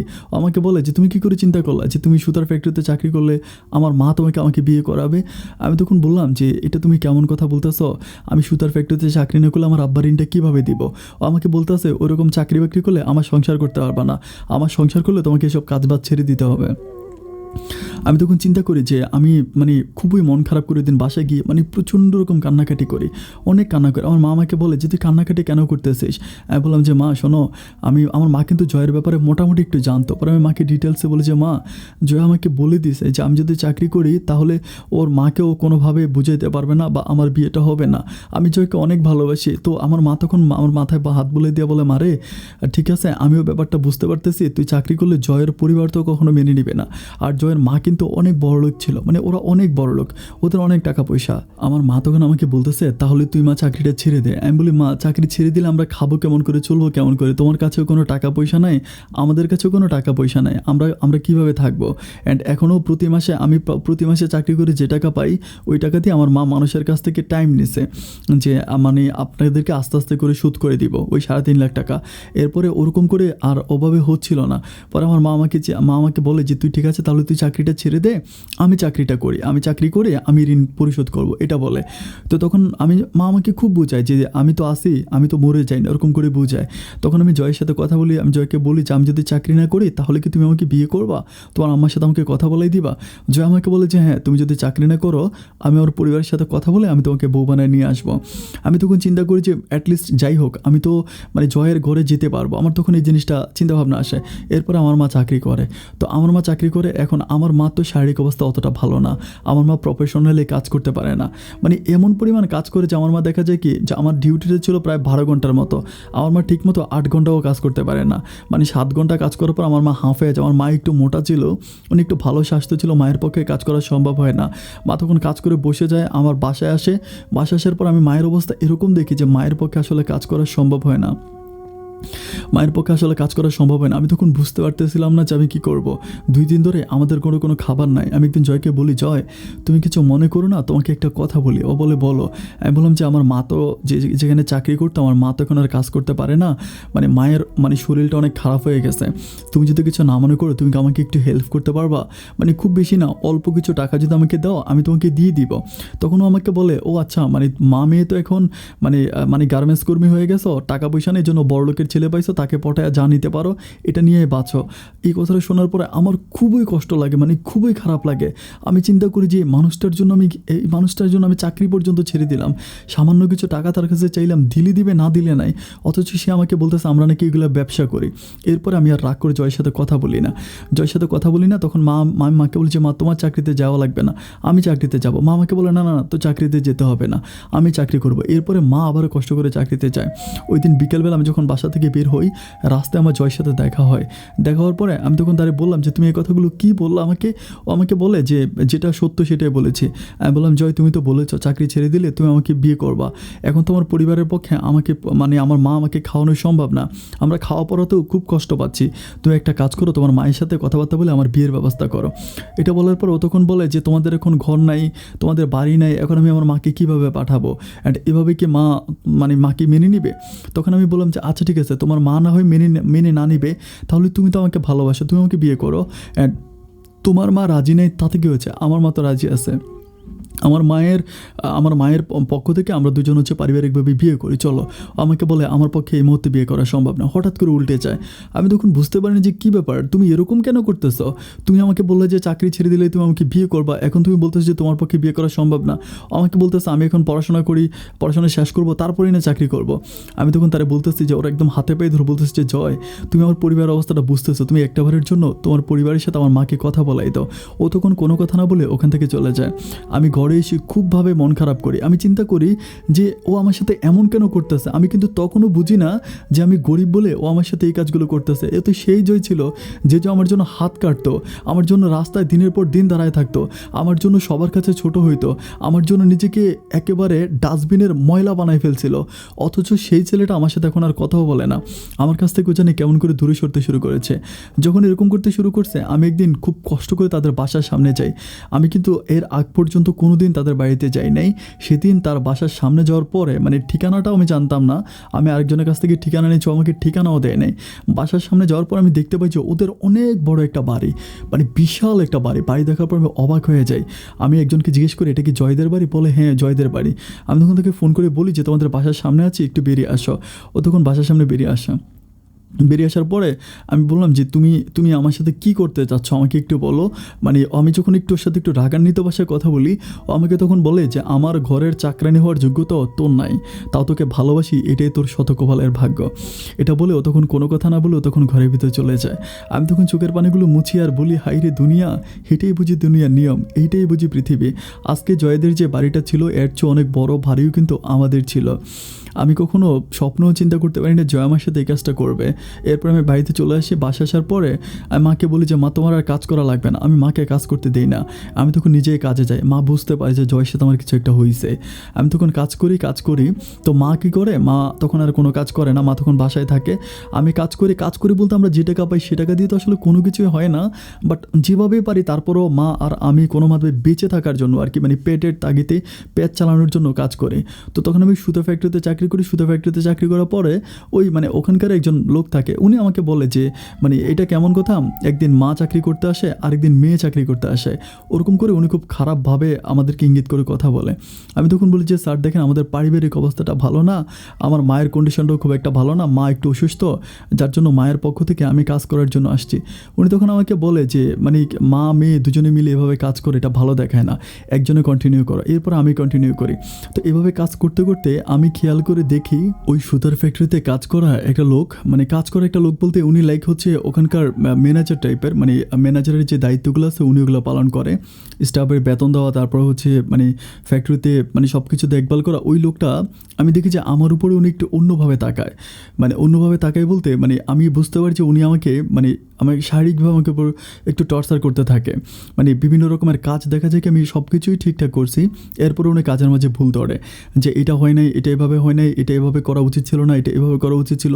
মানে বিভিন্নভাবে হচ্ছে উনি আমাকে হেনস্থা করতে থাকে। আমি কিন্তু ব্যাপারগুলো বুঝতে পারি। এখন বুঝতে পারলেও কী করব, পেটের তাগিদে তো কাজ করা লাগে। তো এভাবে কাজ করতে করতে আমি খেয়াল করে দেখি যে উনি মাঝে মাঝে যখন মালামাল নিয়ে যায় উনি আমার শরীরের মধ্যে পর্যন্ত টাচ করার জন্য চেষ্টা করে, আমার শরীরের প্রতি পর্যন্ত টাচ করে। তো এই ব্যাপারগুলো যখন আমি বুঝতে পারার পরে আমি সেই অফিসের ভিতরে যিনি হচ্ছে উপরে লেভেলে থাকে, একটা বস লেভেলে থাকে, ওনার কাছে আমি ব্যাপারগুলো বলি। মানে ব্যাপারগুলো বলি বলতে ওনাকে আমি সব কিছু খুলে বলি যে দেখেন মানে আপনাদের ওই হল সুপার যিনি আছে উনি আমার সাথে এরকমভাবে করে। তখন বলার পরে উনি বলে আচ্ছা ঠিক আছে, এইটা আমি দেখতেছি, তুমি এটা নিয়ে কোনো টেনশন করো না, তুমি কাজ করো। আমি আমার মাকে বলি না, কারণ আমি জানি যে যদি মাকে বলি তাহলে তো আমার মা আমাকে মেনে নিবে না, বা মা বলবে যে তুই কাজ করিস না, মা কাজ করতে দিবে না, কিন্তু কাজ না করলে তো মা আর আমি খেতে পারবো না। আর তখন কিন্তু আর জয়ের সাথে আমার কোনো কথা হচ্ছে না, জয়ের সাথে আমার একরকম ব্রেকআপ, মানে সম্পর্ক রিলেশন ভেঙে গেছে।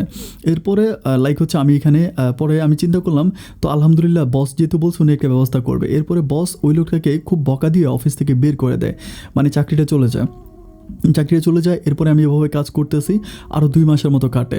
অ্যান্ড 2 মাস কাটার পরে তখন ওই বস হচ্ছে আমাকে বলতেছিল যে দেখো ইবা, তোমার জন্য তো আমি ওই লোকটাকে চাকরি থেকে ছাঁটাই করে দিলাম, চাকরি থেকে বাদ দিয়ে দিলাম, মানে ওই লোকটাকে চাকরি থেকে বাদ দিয়ে দিলাম, এখন তার ওই লোকটা চাকরি করে না বা তাকে আমি ছেড়েই দিছি।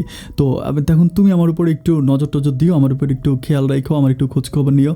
আমি তখন একটু তো ছোটো মানুষ, অত কিছু বুঝি না, তো একটু খেয়াল করব, নজর করব, মিন্স আমি কিন্তু খুব ক্লিয়ার বুঝতে পারছি পারতেছি না, মানে ব্যাপারগুলো বুঝি না যে উনি আমাকে কী বোঝাচ্ছে।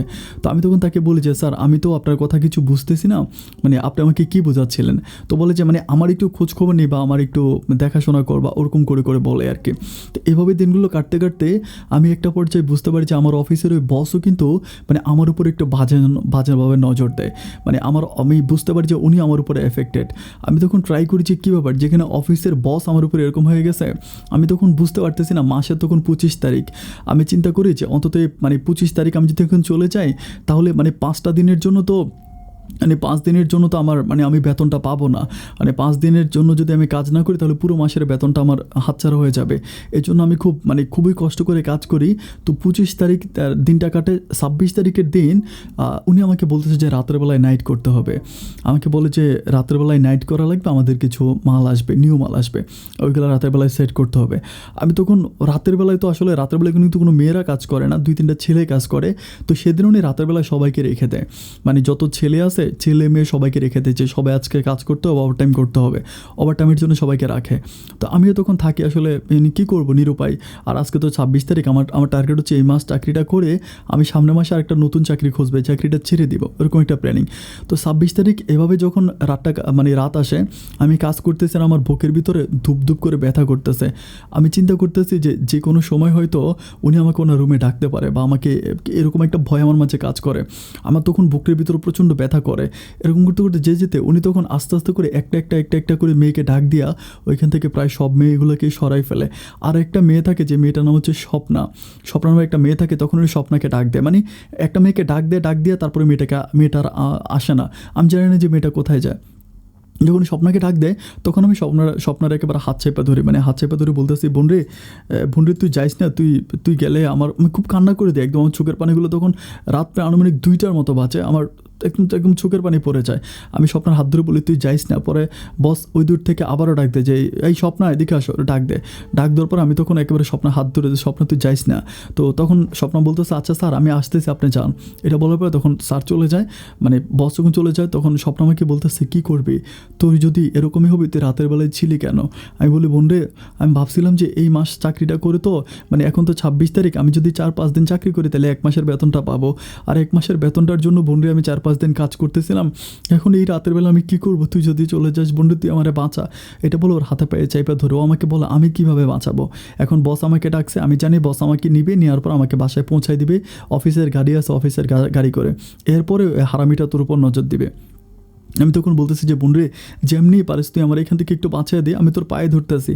ও তখন আমাকে বলে যে আচ্ছা ঠিক আছে, তুই একটা কাজ কর, তুই বাথরুমে গিয়া, মানে আমাদের এখানে বাথরুমের এদিকে মানে একটি স্পেস আছে, মানে বাথরুমের 2 মধ্যখানে একটি স্পেস আছে। আমাকে বলে যে তুই ওখানে গিয়ে লুকায় থাক, ওখানে গিয়ে লুকায় থাকলে এরপরে আর বস তোকে দেখবে না। তো আমি তখন কী করি, ও যেভাবে বলে এভাবেই বাথরুমের ওই কর্নারের ভিতরে গিয়ে লুকায় থাকি।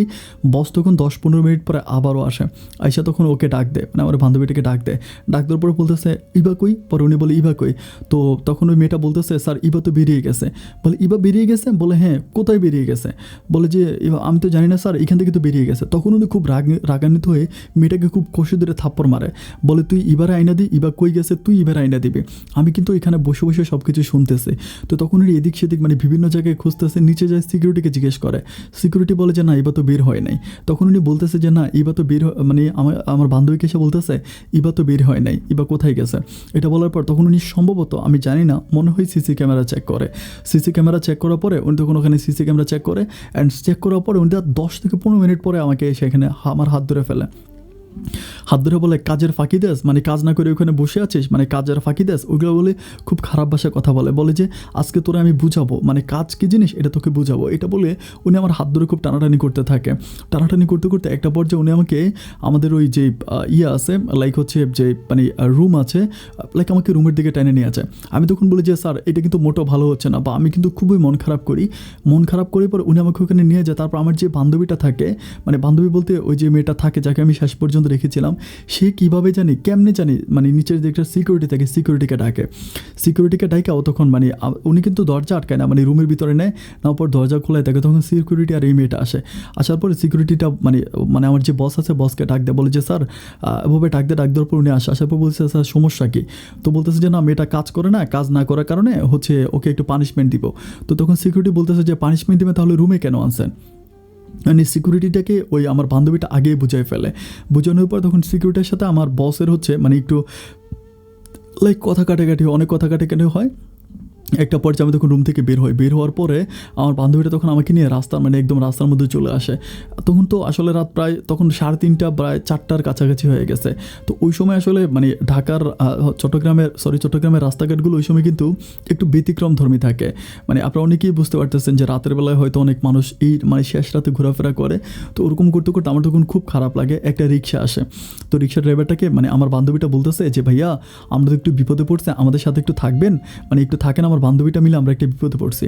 এরপর ওই রিক্সা ড্রাইভার, আমি, এরপর সিকিউরিটি কিন্তু ভিতরে গেছে, উনি আর বেরোচ্ছে না। মানে সিকিউরিটির সাথে বসের কী হয়েছে আমি আর এটা জানি না। এরপরে রিক্সা ড্রাইভার, আমি আর হচ্ছে আমার বান্ধবীটা গেটের সামনে দাঁড়ায় আছে, অনেকক্ষণ ধরে দাঁড়িয়ে থাকে। দাঁড়িয়ে থাকার পরে তখন সিকিউরিটি করে কি মানে সিকিউরিটি আর আসে না। পরে যখন একটু একটু করে সূর্য ওঠে, পৃথিবী একটু আলো হয় ফজরের একটু পরে, তো তখন ওই সিকিউরিটি মানে ওই রিক্সা ড্রাইভারকে আমরা বলতেছিলাম যে আমাকে বাসায় দিয়ে আসার জন্য। তো বাসায় দিয়ে আসার জন্য বলতেছিলাম। তো আমাদের যে রাস্তাটা, ওই রাস্তাতে নাকি ভাঙা, মানে কি জানি ভাঙা হয়েছে, যার কারণে হচ্ছে রিক্সা ড্রাইভার অনেকটা জায়গায় ঘুরে যাইতে যাইতে আমাদের স্কুলের সামনে দিয়ে, আমি যে স্কুলে পড়াশোনা করেছিলাম ওই স্কুলের সামনে দিয়ে যাচ্ছে। স্কুলের সামনে যাওয়ার পরে আমার তখন স্কুলটার দিকে তাকিয়ে আমার এত কষ্ট হয়েছে, আমার চোখের পানিগুলো টলমল করতেছে। আমার মনে হচ্ছে আমি তো এখানে অনেক মজার সময়গুলো কাটিয়েছি, অনেকটা সময় ওখানে কাটিয়েছি। আমার তখন প্রচুর পরিমাণ কান্না আসে। আমি তখন ওখানে মানে রিক্সা ড্রাইভারকে বলি একটু দাঁড়ানোর পর আমার বান্ধবীকে বলি যে ঠিক আছে তুই চলে যা, এখন আমি এখান থেকে আমার বাসায় চলে যেতে পারবো। ও বলে যাইতে পারবি? আমি বলি হ্যাঁ পারবো না কেন, এখান থেকে আমার বাসা তো দেখাই যায়। এরপর আমি ওখানে দাঁড়ায় থাকার পরে আমি দেখি যে আস্তে আস্তে সূর্য উঠতেছে। অনেক বাচ্চারা মানে অনেক ছেলেমেয়েরা ওখানে পড়াশোনা করার জন্য আসে। আমি তাদের দিকে তাকায় চোখটা বন্ধ করে চিন্তা করতেছিলাম, একদিন আমিও তো এরকম ওদের মতো স্কুল ড্রেস পরে এই স্কুলে পড়াশোনা করার জন্য আসছিলাম। আমিও স্কুলের গেটে 9টা পর্যন্ত দাঁড়ায় থাকি, দিনের 9টা পর্যন্ত, সারা রাত নাইট ডিউটি করে দিনের 9টা পর্যন্ত আমি স্কুলের সামনে দাঁড়ায় প্রচণ্ড রকম কান্না করি। আমার মনে হয় না যে আমার জীবনে আমি কখনো এতটা কান্না করেছিলাম। চোখের পানিতে আমি বুক বাসায় ফেলি। কান্না করতে করতে করতে করতে আমি ওইখান থেকে যখন চলে আসি, আমাদের বাড়ির সামনে আসার আগে আমি হঠাৎ করে জয়কে দেখতে পাই। জয়কে দেখতে পাওয়ার পরে আমি আর কান্না ধরে রাখতে পারি না। আমি তখন ওড়নাটা আমার মুখের উপর দিয়ে আমি প্রচণ্ড রকম কান্না করি। সেদিন জয় আমার সামনে আসে, আমাকে বলতেছে কান্না করতেছো কেন? আমি বললাম যে মানে আমি কিছুই বলি না, আমি শুধু কান্নাই করতেছো। আমাকে জড়ায় ধরে ধরে বলতেছে কান্না করো না, পাশে আসো। আমাকে পাশে নিয়ে পাশে একটা টুলে বসে বলতেছে যে কী হয়েছে তোমার, আমার কাছে বলো। আমি বললাম যে না কিছুই হয় নাই, আমি তো এখন গরিব, আমার তো বাবা চলে গেছে, আমাদের তো কোনো টাকা পয়সা নাই, আমি আর আমার মা তো গার্মেন্টসে চাকরি করি, এখন তুমি তো অনেক বড় লোক, তুমি আমার সাথে কথা বললো না। এটা বলে আমি যখন চলে যাচ্ছিলাম, ও আমাকে বলে যে তুমি আমাকে মাফ করে দাও, আমার ভুল হয়ে গেছে। আমি তখন বলি যে মাফ করে দিব মানে? ও আমাকে বলে আমি তোমার সাথে সম্পর্কটা কন্টিনিউ করতে চাই। আমি তখন বললাম যে মানে তুমি সম্পর্কটা কন্টিনিউ মানে কি? আমাকে বলে যে আমি সরি ফর এভরিথিং, সব কিছুর জন্য ক্ষমা চাই, আমি তোমার সাথে সম্পর্কটা আবারও করবো। অ্যান্ড আমার মানে তোমাকে দেখে আমার খুব মায়া লাগতেছে, আমার মনে হচ্ছে যে আমি তোমাকে ভীষণভাবে কষ্ট দিচ্ছি, আমি রিলেশনটা কন্টিনিউ করতে চাই। আমি তখন তাকে বললাম যে না, আমি এই রিলেশন আর থাকতে চাই না, খুব জোরাজোরি করো আমাকে আমার সাথে থাকার জন্য। একটা পর্যায়ে আমি তখন ওখান থেকে উঠে বাসায় চলে আসার পর মা আমাকে বলে যে কিরে কী হয়েছে? আমি তখন মাকে কোনো কথা বলি না। খাবার মতো কোনো টাকা কিন্তু ওই সময় আমাদের হাতে ছিল না। আমি তখন ওইখান থেকে মানে দুপুর পর্যন্ত থাকি। দুপুরের পরে আমার মা আমাকে আমার একটা মানে পরিচিত আন্টির বাসা ভাড়া টাকা আনার জন্য, ওই আন্টির বাসায় যখন যাচ্ছিলাম তখন দেখি যে জয় সেম জায়গাটায় দাঁড়ায় আছে। আমি আসার পরে আমাকে আবারও ধরে বলতেছে যে আমি সব কিছুর জন্য তোমার কাছে ক্ষমা চাই, বা প্লিজ আমি সম্পর্কটা কন্টিনিউ করতে চাই। আমি তখন তাকে কেঁদে বলি যে তুমি জানো কালকে রাত্রে আমার সাথে কী হয়েছে? আমি কালকে রাতের ঘটনাগুলোকে খুলে বলি। এরপরেও আমার সাথে আবারও সম্পর্কে জড়াতে চায় এবং ওর পকেট থেকে অল্প কিছু টাকা বের করে আমাকে দেয়। এরপরে আমি বলেছি আচ্ছা ঠিক আছে, আমি ওই মায়ের জন্য কিছু কেনাকাটা করি, কিনে আমি ঘরে যাই। ঘরে গিয়ে তখন আমার দিনগুলো একটু ফিরে, আমার মা তখন আর মানে কাজ টাজ ওভাবে করে না, আর জয় আমাকে একটু হেল্প করে। কিন্তু এই হেল্প করার বিনিময়ে জয় যেটা চায় বা জয় যেটা করতে চায় এটা আমার পক্ষে সম্ভব হয় না। আমি আসলে সম্ভব হয় না। আমি চাই যে জয়কে একটা কথাই বলছি যে তুমি আমাকে বিয়ে করো, অ্যান্ড বিয়ের পরে আমি মানে সব কিছু, কিন্তু না, জয় আমাকে বিয়ে করবে, কিন্তু জয়ের অনেক রকমের ভালোবাসা মানুষের কাছে চাওয়া অনেক কিছুই থাকে। আমি তখন বলি যে আমি তোমার এই চাওয়াগুলো পূরণ করতে পারবো না। তখন ও খুব রেগে যায়, মানে প্রচণ্ড রকম রেগে গিয়ে আমার সাথে খুব খারাপ ব্যবহার করে, আবারও সে আগের মতো খারাপ ব্যবহার করে। অ্যান্ড একটা পর্যায়ে আমি একদিন হচ্ছে তার মাকে রাস্তার মধ্যে দেখতে পাই, মানে খারাপ ব্যবহার করে ওই সেদিন চলে যায়। আবারও 3-4 দিন পরে আমি একদিন ওর মাকে রাস্তাতে দেখতে পাওয়ার পরে আমি ও ওনার সাথে কথা বলি, সালাম দিয়ে সুন্দর করে কথা বলি। তো ওনার সাথে কথা বলে আমি তখন অনেকক্ষণ কথাবার্তা বলার পরে উনি তখন চলে যায়। আমাদের বাড়ির আরেকটা মহিলা, মানে আমাদের পাশেরই বাসার একটা মহিলা, ওই মহিলাটা আমাকে বলতেছে যে তুমি ওনার সাথে কী কথা বললা? আমি বললাম যে না, বললাম কই তুমি কি সুদে টাকা নিতেছো? আমি তখন বললাম যে সুদে টাকা মানে? পরে বলে যে এই মহিলা তো সুদের কারবার করে। আমি বললাম যে সুদের কারবার মানে? বলে যে উনি অনেক বড় সুদখোর, উনি মানে সুদের ব্যবসা করে, আমাকে এটা বলে। আমি তখন বলি যে সুদের ব্যবসা করে? বলে হ্যাঁ সুদের ব্যবসা করে। এরপরে আমি খোঁজখবর নিয়ে যেটা জানতে পারি, উনি আমাদের এলাকাতে প্রত্যেকটা মানুষকে সুদের উপরে টাকা দেয়, মানে উনি সুদের উপরে টাকা দেয়, উনি একজন বড় সুদের ব্যবসায়িক। আমি তখন বুঝতে পারি যে আল্লাহ, ওদের তো মানে ওদের তো নেশারটাই এরকম, ও যেরকম ওর মা এরকম। এরপরে আমি আর জয়ের সাথে মানে ওভাবে কন্টিনিউ করতে চাই না, কিন্তু জয় তখন করে কি যে মানে ও আমার সাথে মানে আমাকে ছাড়েও না, ধরেও না, ছাড়েও না, ধরেও না, এরকম করে দিনগুলো কাটতেছে। কাটতে কাটতে একদিন হচ্ছে দুপুরবেলা জয় দিন আমাদের বাসায় আসে।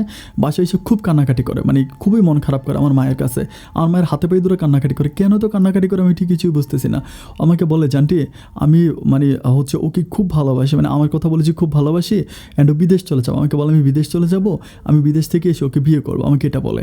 তো আমি বলি যে মানে বিদেশ থেকে এসে বিয়ে করবো? বলে বিদেশ থেকে এসে বিয়ে করবো, আমি আর প্রায় 15 দিনের মতো দেশে আসি, 15 দিন পরে আমি চলে যাব। আমার মা তখন আমাকে খুব বোঝায়, এটাই হয়তো আমার জীবনে সবচেয়ে বড় ভুল হয়েছে। আমার মা আমাকে বোঝায় যে ঠিক আছে তুই জয়ের সাথে এখন রিলেশন কর, জয় বিদেশ যাবে, বিদেশ থেকে 1 বছর পরে সে তোকে বিয়ে করবে, কারণ জয়ের পরিবার তো তোকে মেনে নিবে না। এখন জয় বিদেশ গিয়ে 1 বছর কিছু টাকা পয়সা ইনকাম করবে, অ্যান্ড 1 বছর পরে জয় তখন বিদেশ থেকে আসবে, আসার পরে তখন তোকে ওকে বিয়ে করবে, কারণ ওর তো নিজের কিছু টাকা পয়সার দরকার আছে, আমাদের কাছেও তো কোনো টাকা নাই। এই কথা বলে 15 দিনের জন্য জয় আমার সাথে সম্পর্কে জড়ায়। এটাই ছিল আমার জীবনের সবচেয়ে খারাপ মুহূর্ত। এই 15 দিন জয়ের সাথে আমার এমন কিছু ঘটে, আমি জয়কে এত বেশি ভালোবেসে ফেলি। আমি আমার জয়কে কখনো আমার কলিজার খুব এমন জায়গায় বসায় ফেলি। এই 15 দিনে আমার কাছে মনে হয় যে বিগত দিনগুলোতে আমি অতটা গভীর হই নাই, এই 15 দিন আমি যতটা গভীর হয়েছি। ঢাকা এয়ারপোর্টে জয় যখন চলে যায়, আমি এয়ারপোর্টের গেটে বসে বসে হাউ মাউ করে কান্নাকাটি করছি। আমি জয়কে অনেক ভালোবাসছি। জয় আমার মায়ের কাছে কথা দিয়েছিল বিদেশ গিয়ে, বিদেশ থেকে 1 বছর পরে সে আমাকে বিয়ে করবে, কিন্তু জয় যখন বিদেশ চলে যায়, বিদেশ যাওয়ার পরে জয় আমার মাকে 1 মিনিটের জন্য ফোনও করে না। আমার একটা বারের জন্য ফোন করে এটাও বলে না যে আমি ঠিকমতো আসছি। প্রায় 8 থেকে 10 দিন পর একদিন কল দিয়ে আমার সাথে 2 মিনিট কথা বলছে। 2 মিনিট কথা বলে যে বিদেশে অনেক কাজ, সময় পাওয়া যায় না। এভাবে দিনগুলো কাটতেছে। একটা পর্যায়ে আমি দেখি যে জয় আমার সাথে সম্পূর্ণ রকম যোগাযোগ বন্ধ করে দিয়েছে, আমার সাথে আর কোনো রকম কথাই বলে না। আমি তখন মাকে বলি, ও মা, তোমার কাছে না কথা দিয়েছিল বিদেশ গিয়ে 1 বছর পরে ফিরে এসে আমাকে বিয়ে করবে? ও গোমা, বিয়ে তো দূরের কথা, ফিরে আসা তো দূরের কথা গোমা, জয় তো এখন আর আমার খবরই নেয় না। এভাবে যেতে যেতে প্রায় 6 থেকে 7 মাসের মতো কেটে যায়। আমি খোঁজখবর নিয়ে জানতে পারি যে জয় তার মায়ের সাথে কথা বলে, তার পরিবারের মানুষদের সাথে কথা বলে, কিন্তু জয় আমার সাথে আর আমার মায়ের সাথে কথা বলে না। জয় বিদেশ যাওয়ার পিছনে কিন্তু ওর মায়ের চেয়েও আমার মায়ের অবদান বেশি। আমি এই ব্যাপারগুলো নিয়ে কিছু বলতে চাই না, কাউকে খোঁটা দিতে চাই না। ও আমাকে যেটা দিছে সেটা আমি বলি, আমি যেটা দিছি এটা আমি বলতে চাই না। ওকে আমি যা করার করছি। ও তখন চলে যায়, 6 মাসের মতো কেটে যায়। তখন আমি চিন্তা করি যে ও আর কখনো ফিরবে না বা আমাকে ভালোবাসবে না। অ্যান্ড 6 মাস পরে তখন মানে আমাদের ঋণগুলো মোটামুটি প্রায় লাইক হচ্ছে একদম শেষের দিকে, ঋণও আর ওরকম নাই। মানে আমার তখন হচ্ছে মামারও কিছু হেল্প করেছিল, মামা কিছু হেল্প করেছিল, আর মাও তখন হচ্ছে মানে ঘরে বসে একটা কাজ পাইছিল, ওই কাজটা মা করতো। অ্যান্ড আমি তখন আর টুকিটাকি কাজ করতাম, কোনো প্রফেশনালি কাজ করতাম না। অ্যান্ড 6 মাস পর আমি চিন্তা করতেছিলাম যে আমাদের এখানে মানে একটা লাইক হচ্ছে মানে training centre, training centre means হচ্ছে ওইখানে মানে বিভিন্ন কাজের ট্রেনিং করানো হয়। আমি ওখানে কিছু কাজের ট্রেনিংয়ের জন্য ভর্তি হই। তো ভর্তি হওয়ার পরে আমি ওখানে ট্রেনিং করি। ট্রেনিং করতে ওখানকার একজন টিচার আছে, ওই টিচারের সাথে মানে ওই টিচারটা অনেক ভালো, নাম হচ্ছে সজীব স্যার। সজীব স্যারের সাথে আমার একটা মানে ভালো একটা আন্ডারস্ট্যান্ডিং হয়, মানে উনি আমার টিচার, অনেক ভালো, মানে উনি আনমেরিড পার্সন ছিল, ভালো একটা সম্পর্ক হয়। এটা জয় চলে যাওয়ার প্রায় 1.5 বছর পরে আই থিঙ্ক।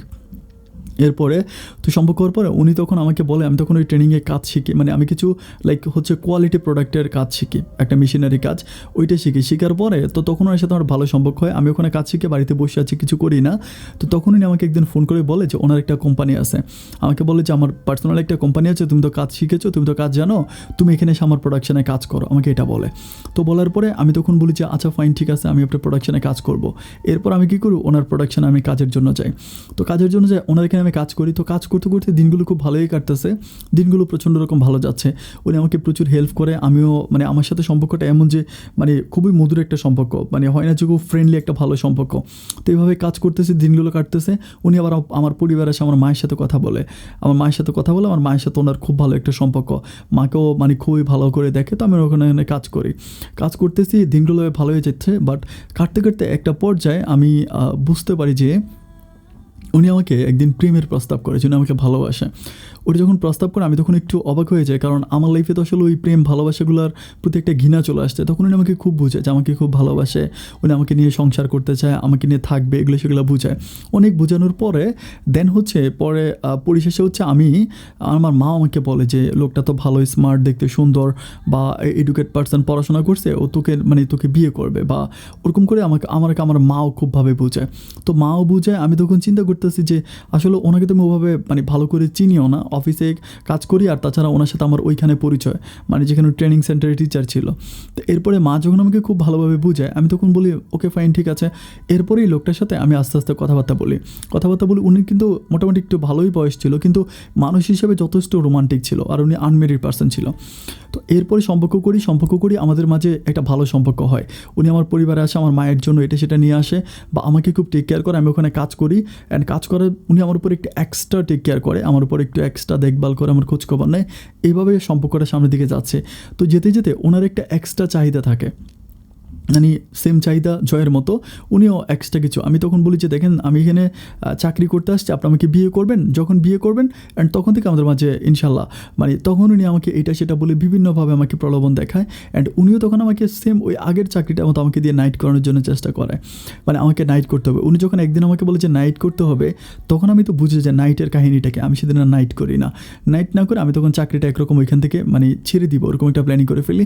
উনি তখন আমাকে খুব বোঝায় যে চাকরি ছাইরো না, আমাকে খারাপ মনে করো না, আমি তোমাকে খুব ভালোবাসবো, বা ওরকম করে আমাকে প্রচণ্ডভাবে বোঝায়, অনেকভাবে আমাকে বোঝায়। তো আমি একটা ব্যাপারে বারবার চিন্তা করতেছিলাম যে আমার সাথে এই প্রেম ভালোবাসার এফেক্টেডগুলো কেন ঘটে, আমি বুঝতে পারতেছি না। আমার একটা প্ল্যানিং ছিল যে আমি এখন মানে একটা ইয়েতে ভর্তি হব, লাইক একটা স্কুলে বা বিশ্ববিদ্যালয়ে ভর্তি হব, বা পড়াশোনা করবো, একটা পড়াশোনা করার প্ল্যানিং ছিল।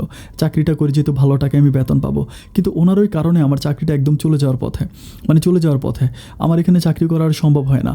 এরপরে উনি আমার মাকে এসে আবারও সেম আগের মতো বুঝায়, যে আমি তখন আমার মাকে আসলে বলতে পারি না যে ওনার চাহিদাগুলো কী। তো উনি আমাকে যখন নাইট করার কথা বলে, আমি তখন মানে স্ট্রেট বলে দিই যে আমি নাইট করবো না। ওইগুলো নিয়ে ওনার সাথে আমার অনেক বড় দ্বন্দ্ব হয়ে যায়, প্রচণ্ড রকম দ্বন্দ্ব হয়। দ্বন্দ্বর পর তখন কান্নাকাটি করে, একদম ছোটো বাচ্চার মতো কান্নাকাটি করে, অ্যান্ড আমাকে ভালোবাসে, এগুলো সেগুলো বলে অনেকভাবে বুঝায়। তখন আমার মা ওনাকে বুঝে যে ঠিক আছে, যেহেতু ভালোবাসেন বিয়ে করবেন, ওগুলো বুঝায়। তো বোঝানোর পরে তখন আমি আবারও কাজে যাই। আমি ওনাকে বলছি আমি নাইট করবো না, আমি কোনো রকম নাইট করবো না। তো এইভাবে কাজ করতেছি, কাজ করতে করতে উনি আমাকে বলে যে উনি আমাকে বিয়ে করবে। আমার আম্মার সাথে বলে যে আমাকে বিয়ে করবো, মানে গোপনে বিয়ে করবো, মানে বিয়ে করার কথা বলে। তো বিয়ে করে যখন কথা বলে, তখন আমার একটা বান্ধবী মানে বিয়ের দিনও কিন্তু ঠিক হয়ে যায়, লাইক হচ্ছে 20-25 দিন পরে একটা দিন ওরা ফিক্সড করে ফেলে আমার মা, যেন পারিবারিকভাবে উনি আমাকে বিয়ে করবে, মানে কোর্টের মাধ্যমে। উনি আমাকে বলেছে যে ওনার পরিবার, ওনার আব্বা আম্মা কেউ নেই, উনি ওনার নানু বাড়িতে বড় হয়েছে, ওনার পরিবারে কেউ নেই, এগুলো উনি বলে। তো আমার যে একটা বান্ধবী থাকে, আমার ওই বান্ধবীটা আমাকে বলতেছে যে তুই যে হুট করে লোকটাকে বিয়ে করে ফেলতেছিস, তার সম্বন্ধে একটু খোঁজখবর নিচ্ছিস, আমাকে এটা বলে। তো আমি তখন বলি খোঁজখবর মিন্স বলতে, ও বলে যে খোঁজখবর মানে একটা লোকে হঠাৎ করে বিয়ে করে ফেলবি, মানে কী করে, বা ওনার বাসায় কে কে আছে, এগুলো খোঁজখবর নিবি না। আমি তখন খোঁজখবর নিতে যে আচ্ছা ঠিক আছে, আমি তখন ওকে বলি ওকে ফাইন। আমি আমার মাকে ব্যাপারগুলো খুলে বলি যে মা এই ঘটনা, এখন হচ্ছে মানে আমার বান্ধবী বলতেছে যে একটু খোঁজখবর নিলে ভালো হইতো।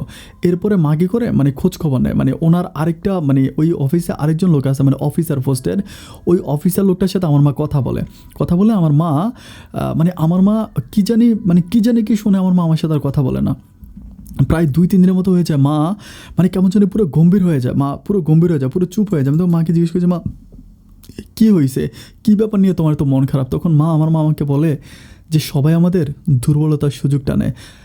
আমি তখন বলেছি মা দুর্বলতার সুযোগটা নেয় মানে বুঝতে পারতেছি না। মা আমাকে বলে যে আচ্ছা ওনার নাম ছিল সজীব। মা আমাকে বলে যে তুই সজীব সাহেবের কাছ থেকে সরে আয়। আমি তখন বলি কেন মা? তখন আমার মা বলে যে সজীব সাহেব বিবাহিতা।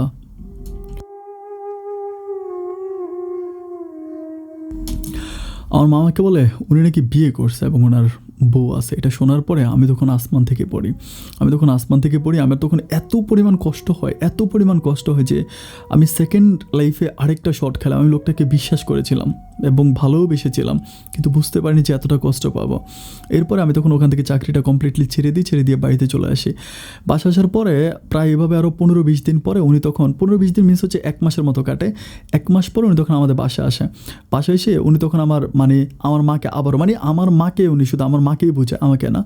মাকে ধরে বলতেছে যে দেখেন আমি আসলে বাধ্য হয়েছি বিয়েটা করার জন্য, ওইটা করার জন্য আমি প্রস্তুত ছিলাম না। আমি তো, আমার বাবা মা ছিল না, আমার নানু বাড়িতে বড় হয়েছে, ওইখানে আমার মামারা আমাকে জোর করে বিয়েটা করাইছে। তো আমি আসলে ওটাতে করার জন্য প্রস্তুত ছিলাম না। আর আমি এই বউটার সাথে ভালো নাই, বউটার সাথে আমার খুব ঝগড়া, এগুলো সেগুলো খুবভাবে বুঝায় বলতেছে যে আমি আপনার মেয়েকে ভালোবাসি, আমি আপনার মেয়েকে বিয়ে করবো, ওই বউটাকে আমি ছেড়ে দিব। তখন আমার মামাকে বলতেছে যে না, এই মেয়েটার জীবনটা কেন নষ্ট করবা, বা এই মেয়েটাকে তো তুমি, তখন উনি আমাকে বলতেছে আমি এই মেয়েকে ছেড়ে দিব, আপনার মেয়েকে যদি আপনার কাছে বিয়ে না দেন আমি প্রয়োজনে অন্য একটা বিয়ে, মানে আরেকটা বিয়ে করব, মানে অন্য একটা মেয়েকে বিয়ে করবো, তাও আমি আপনার ওই মেয়েটার সাথে থাকবো না, মানে ওনার ওয়াইফের সাথে থাকবে না। এগুলো সেগুলো আমার মাকে বুঝায়। তো আমার বলে যে ঠিক আছে ছেড়ে দেন, বা ছেড়ে দিলেই তো, মানে ছেড়ে দেন তারপরেই তো হচ্ছে, মানে আগে ছাড়েন, এটা বলে। আমি কিন্তু খোঁজ খবর নিয়ে মানে মানে পরিবারে শুধু ওনার ওয়াইফ আছে ওটা আমি জানতে পারি। তো এভাবে ছেড়ে দেওয়ার কথা বলি, অ্যান্ড ছেড়ে দেওয়ার কথা বলে উনি তখন বলে যে উনি ছেড়ে দেবে। ছেড়ে দেওয়ার কথা বলে উনি তখন আমার সাথে আবারও সম্পর্কে জড়ায়। আমার মা আমাকে বুঝায় যে ঠিক আছে, লোকটা যেহেতু এতই মানে এত পরিমাণ কান্নাকাটি করে, আমি বললে হয়তো বিশ্বাস করবেন না, মানে বাসায় এসে আমার মায়ের হাতে পায়ে ধরে কান্নে, মানে প্রচুর পরিমাণ কান্নাকাটি করে, এত পরিমাণ কান্নাকাটি করে যে মনে হয় যেন একেবারে ছোটো বাচ্চা, এমন কাঁদাকাটি করে। তো কাঁদাকাটি করে করে আমার মায়ের মন গলায় ফেলে। আমি বলেছিলাম বরাবর মতো, আমার মা খুব মানে কোমল মনের মানুষের, আমার মায়ের অন্তরটা অনেক নরম, মানে বাচ্চার মতো। তো আমার মাকে রাজি করায় ফেলে। রাজি করানোর পরে এরপরে উনি আবার আমার সাথে সম্পর্কে জড়ায়। তো সম্পর্কে জড়াবে, এভাবে সম্পর্কটা সামনের দিকে যাচ্ছে যাচ্ছে যাচ্ছে, যেতে যেতে একটা পর্যায়ে উনি তখন ওনার ওই ওয়াইফকে, মানে গ্রাম থেকে উনি তখন শহরে নিয়ে আসে। তো শহরে নিয়ে আসার পরে আমি তখন একটা ব্যাপার বুঝি না যে শহরে কেন নিয়ে আসছে। তো শহরে আমি তখন বলি যে তুমি না বলছিলে যে তোমার বউকে তুমি ছেড়ে দিবা, কিন্তু ছেড়ে না দিয়ে তুমি গ্রাম থেকে তোমার বউকে শহরে নিয়ে আসছো, কারণটা কি? আমাকে বলে ছাড়াছাড়ি করার জন্য শহরের জায়গাটাই বেস্ট, আমাকে এটা বলে। আমি তখন বলি শহরের জায়গাটা বেস্ট, বলে যে শহরের জায়গাটা বেস্ট। এরপরে এইটা বলে ওনার বউকে শহরে নিয়ে আসে। আনার পরে তখন উনি একদিন, মানে একদিন না 2 দিন অফিসে আসে না। 2 দিন অফিসে না আসার পরে আমাদের অফিসের যে অন্য একটা ম্যানেজার ছিল, ওনাকে আমি জিজ্ঞেস করি কী ব্যাপার সজীব সাহেব যে 2 দিন ধরে আসতেছে না, উনি কোথায়? পরে বলে যে উনি তো ওনার ওয়াইফ নিয়ে ব্যস্ত আছে, আমাকে এটা বলে। আমি তখন বলি যে ওয়াইফ নিয়ে ব্যস্ত মানে ওয়াইফ নিয়ে কিসের ব্যস্ত? পরে বলে আপনি জানেন না? আমি বলি না। তখন আমাকে বলে যে কেন, সজীব সাহেবের ওয়াইফের ঘরে তো একটা ছেলে সন্তান হয়েছে।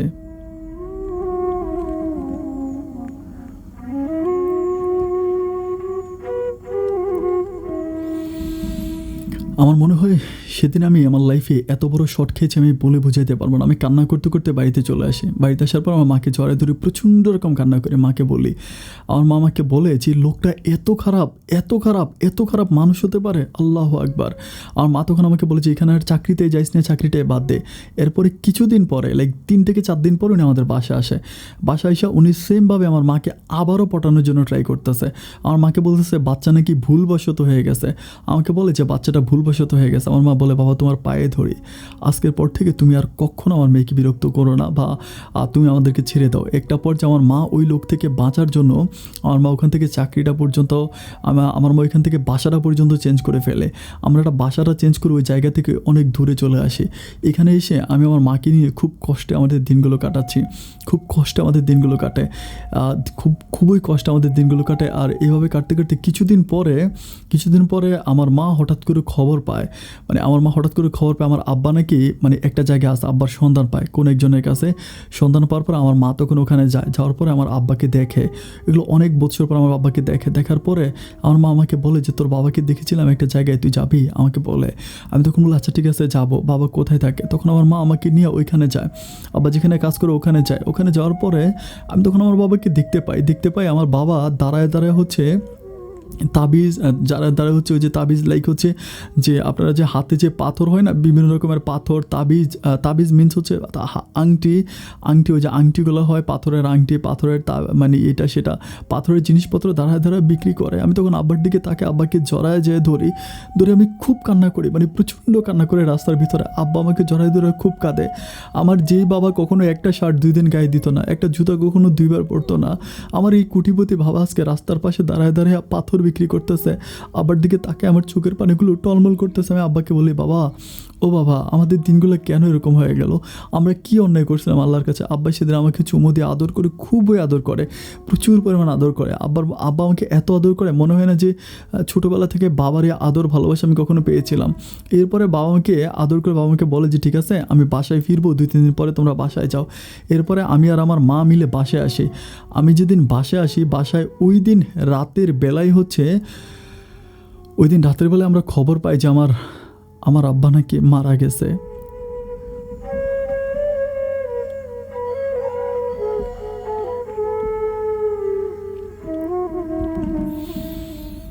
আমি কাঁদি নাই। আমি আল্লাহর কাছে হাত তুলে আল্লাহর কাছে শুকরিয়া আদায় করেছি যে জীবনের শেষ অংশে দাঁড়িয়ে হলেও কিছুটা সময়ের জন্য বাবার ভালোবাসা পেয়েছি। জীবনের শেষ অংশে এসেও কিছুটা সময় হলো বাবার কাছে যেতে পেরেছি, বাবার স্পর্শ পেয়েছি। আমি আল্লাহর কাছে এখনও শুকরিয়া আদায় করি যে আমি আল্লাহর কাছে এখনও শুকরিয়া আদায় করছি আমার বাবাকে অন্তত শেষবারের মতো আমি একটাবার দেখতে পেরেছি, যে বাবার ভালোবাসাটা পেয়েছি। আপন ভাই, আমি জানি না আমার ভবিষ্যৎ কী হবে, আমি জানি না আমার ভবিষ্যৎ নিয়ে আমি কী করব। আমি এই পরিস্থিতিতে আছি। এখন যদি আপনি পারেন আমার জীবনের গল্পটা প্রচার করবেন, কারণ আমার এই গল্প থেকে অন্তত কিছু মানুষ কিছু শিখতে পারবে। আমি ভাই কাজ করে আমার আব্বার ঋণটা শোধ করছি, কাজ করে আমি অনেক কিছু করেছি। আজকে আজকে আমি এই পর্যায়ে দাঁড়িয়ে আছি। আমার মা আমার সাথে আছে, মা আর আমি একসাথে বেঁচে আছি। আমাদের জন্য দোয়া করবেন আর আমার জীবনের গল্পটা প্রচার করবেন। আপনি ভালো থাকবেন ভাই। আসসালামু আলাইকুম।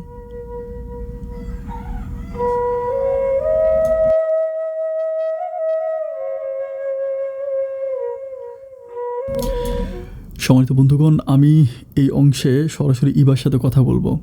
ইবার সাথে কথা বলবো এবং ইবার সাথে আরও কিছু আমার কথা আছে। গল্প এখনও শেষ হয়নি। আপনি এখন আমার সাথে চলেন, আমরা ইবার সাথে কিছুক্ষণ কথা বলবো এবং ইবার সাথে কথা বলতে বলতে আজকের অনুষ্ঠান আমি শেষ করব।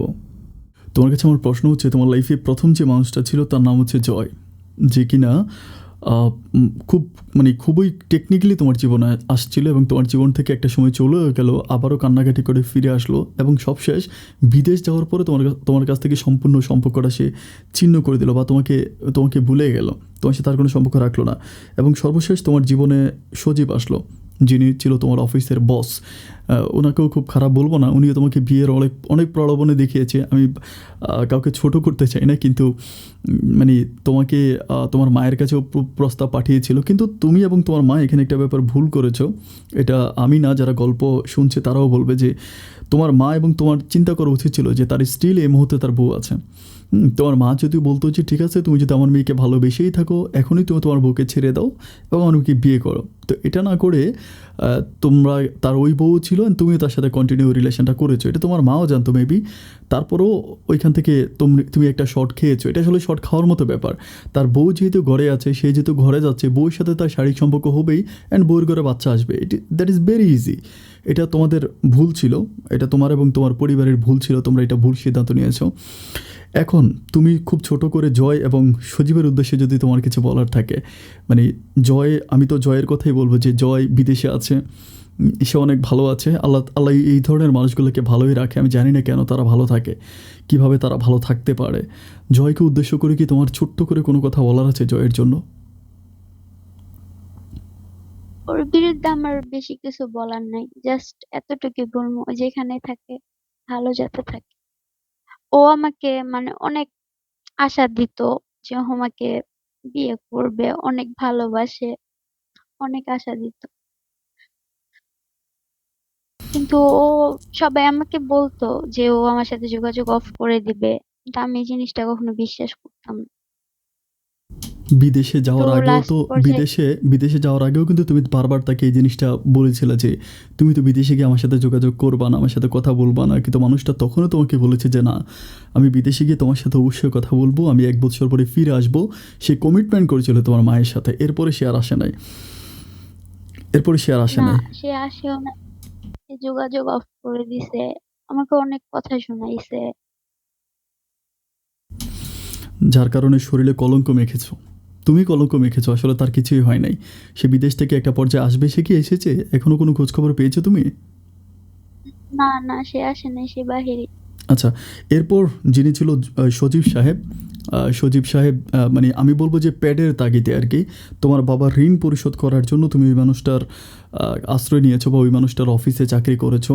তো নিকৃষ্ট টাইপের ওই মানুষটা তোমাকে ভালোবাসার প্রলোভন দেখিয়ে যা করার করেছে এবং সবশেষ বিয়ে করবে তোমাকে বলে সে তার বউকে প্রেগনেন্ট করেছে। বউয়ের গর্ভে বাচ্চা এসেছে এবং সবশেষ তুমি ওখান থেকে ফিরে আসছো। সজীব সাহেবকে নিয়ে তোমার যদি কোনো মন্তব্য থেকে থাকে, কি বলতে চাও তাকে এক কথায়? ওনাকে এক কথায় আমি কিছুই বলবো না। উপরে একজন আছে, আমি তার কাছেই সবকিছু জানাই, সেই ভালো জানে। উনি ওনার সংসার নিয়ে সুখে থাকতে চাইছে, থাক, কোনো সমস্যা নাই, সংসার নিয়ে সুখে থাকতে চাইছে। ভালো থাকুক জয়, ভালো থাকুক সজীব। তোমার জীবনটা নিয়ে কী চিন্তা করতেছো? তুমি ভবিষ্যতে কী করবা? কী ভাবছো তোমার জীবন নিয়ে? ভবিষ্যতে ওরকম কোনো চিন্তা ভাবনা এখন পর্যন্ত আমি করি নাই। ভাবতেছি জব করবো আবার। কারণ জব না করলে তো আমার ফ্যামিলি চালানোর মতো বর্তমানে কেউ নাই। এবার আমি একটু একটু তোমাকে ইন্টারাপ্ট করাই প্রিয় বন্ধুগণ। আমি আপনাদেরকে বলি যে আপনারা হয়তো ইভাকে দেখেন নাই। ইভাকে হয়তো দেখেন নাই, আমি দেখেছিলাম। আমি দেখেছিলাম যে ইভাকে দেখার পরে মানে কোনো মানুষ তাকে পছন্দ করবে না, কোনো মানুষ বলবে না যে মেয়েটা সুন্দর না, এরকম মানুষ খুঁজে পাওয়া বড্ড মুশকিল এই দুনিয়াতে। যথেষ্ট লম্বা, ফর্সা এবং সুন্দর। অবভিয়াসলি যে কোনো মানুষ দেখলে মুহূর্তের মাঝে তাকে ভালোবেসে ফেলবে। তাকে আল্লাহ এত রূপগুণ দিয়ে বানিয়েছে। এবং তার বাবা যে ছিল হোটেল ব্যবসায়িক ছিল, উনিও কিন্তু খুব রিচ একজন পার্সন ছিল। হোটেল বিজনেস করতো, তার মানে অনেক বেশি টাকা পয়সার মালিক ছিল। একটা পর্যায়ে কোনো কারণে তাদের তার বাবার ব্যবসা লস হয়ে যাবে, অনেকগুলো টাকা ঋণ হয়ে যায়। এবং ওই দুর্বলতার সুযোগটাই কিন্তু এবার ওই দুর্বলতার সুযোগটা জয় নিয়েছিল এবং সজীব নিয়েছিল। এটি হচ্ছে তার প্রমাণ। যারা আমার গল্পটা শুনেছেন, আমার ইভার গল্পটা শুনেছেন, আমি বিনীতভাবে রিকোয়েস্ট করবো যে আমাদের আশেপাশে এরকম অনেক মানুষ আছে। আচ্ছা, আমি ইভার সাথে একটু কথা বলি। ইভা, তুমি যদি আমার দর্শকদের উদ্দেশ্যে যারা তোমার গল্প শুনেছে তাদেরকে ছোট্ট করে একটু কথা বলে যাইতা, তোমার পক্ষ থেকে তাদেরকে কোনো কিছু বলার আছে কি না, বা তোমার এই গল্প নিয়ে, তোমার এই জীবন নিয়ে, বা মানুষকে বোঝানোর মতো কোনো কথা যদি তোমার থেকে থাকে, খুব ছোটো করে একটু যদি বলতা প্লিজ।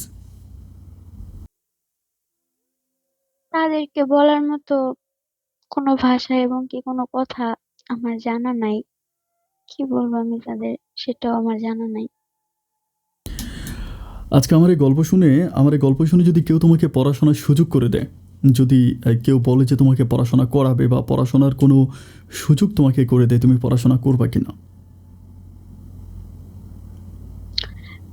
এখন আমি তো পড়াশোনা ছাড়ছি ভাইয়া অনেক আগে, তাই না? না, না, তো তুমি এখন অনেক আমার, অনেক আমি আগেই যদি ছেড়েছো। পড়াশোনা করি। এখনও যদি কেউ তোমাকে বলে যে ধরো তোমাকে একটা ভালো চাকরি দিল, যে এটা তোমার চাকরি, এটা তুমি চাকরি করবা, এই চাকরি করে তোমার পরিবারকে তুমি কিছু ইয়ে করবা, হেল্প করবা, এবং বাকিটা মানে তুমি পড়াশোনা করতে পারবা, তোমাকে জব এবং পড়াশোনা দুটো সুযোগ যদি কেউ করে দেয়, তাহলে তুমি করবা কিনা? হ্যাঁ, এটা করলে অবশ্যই করব। প্রিয় বন্ধুগণ, আমি ইবাকে সাথেই রেখেছি। ইবা আমার কথাগুলো শুনতে পাচ্ছে। আমি জানি যে আমাদের বাংলাদেশে এরকম অসংখ্য মানুষ আছে যারা আমার গল্পগুলো শোনে। তারা বিশ্বের বিভিন্ন দেশ থেকে আমাকে প্রতিনিয়ত ইমেল করে যায়, প্রতিনিয়ত কমেন্ট করে যায়, প্রতিনিয়ত SMS করে যায়, আপন ভাই আমরা হেল্প করতে চাই। আমরা এমন একটা প্ল্যাটফর্ম খুঁজি যেখানে আমাদের টাকাটা দিলে টাকাটা কাজে আসবে। বন্ধুগণ, এই যে ইবা তার গল্প বলে, এবং ইবা এখন আমার সাথে আছে, ইবা কথাগুলো শুনছে, আমার কাছে মনে হয়েছে আপনারা যদি ইবার জন্য একটা ভালো প্ল্যাটফর্ম তৈরি করে দিতে পারেন, যদি ইবা অ্যাটলিস্ট পড়াশোনা করে তার পরিবারটাকে হেল্প করতে পারে, আমার কাছে মনে হয় যে আপনি পৃথিবীর যে কোনো প্রান্তে থেকে যদি এই হেল্পটা ইবাকে করতে পারেন, তাহলে আপনি অবভিয়াসলি একটা একটা একটা আমি বলবো যে একটা হজের সওয়াব আপনি পাবেন। একটা হজের সওয়াব পাবেন। মেয়েটার দুর্বলতার সুযোগগুলো মানুষ কীভাবে নিয়েছে আপনি একটাবার চিন্তা করতে পারেন, কীভাবে তার দুর্বলতার সুযোগগুলো নিয়েছে। এই প্ল্যাটফর্মে দাঁড়িয়ে ইবা তার পড়াশোনার কথাও চিন্তা করে, তার পরিবারের কথাও চিন্তা করে। যদি আপনাদের ভিতর থেকে কোনো দয়াবান ব্যক্তি থেকে থাকেন যারা ইবাকে পড়াশোনা করিয়ে ইবার ভবিষ্যৎটা ঘোরাই দিতে চান এবং ইবারের পরিবারের সাথে যোগাযোগ করতে চান, তাহলে প্লিজ আমার এই ইমো নাম্বারে, আমার এই নাম্বারটাতে ইমো আছে, আপনি আমার সাথে ইমোতে কথা বলতে পারেন। এবার সবার কাছ থেকে বিদায় নিয়ে নাও, আমাদের গল্প আমরা এখানেই শেষ করব। আসসালামু আলাইকুম, সবাই ভালো থাকবেন। ইয়েস, সবাই ভালো থাকবেন।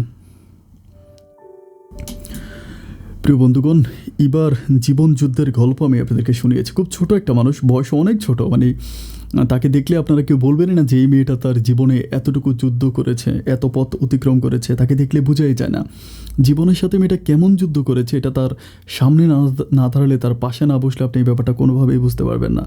আমার কাছে খুব খারাপ লেগেছিল। সে এখনও পড়াশোনা করতে চায়, শুধু পড়াশোনা না, তার পরিবার নিয়ে চিন্তা করতেছে, তার মাকে নিয়ে চিন্তা করতেছে, তার মা কীভাবে চলবে। এবার মতো অন্য কারো জীবনে যেন এমনটি না ঘটে, সেই প্রত্যাশায় আমি আজকের মতো এখানে বিদায় নিচ্ছি। অন্য কোনো দিন অন্য কারো বাস্তব জীবনের গল্প নিয়ে, জীবনের গল্প এই অনুষ্ঠানে আমি আবারও হাজির হয়ে যাব।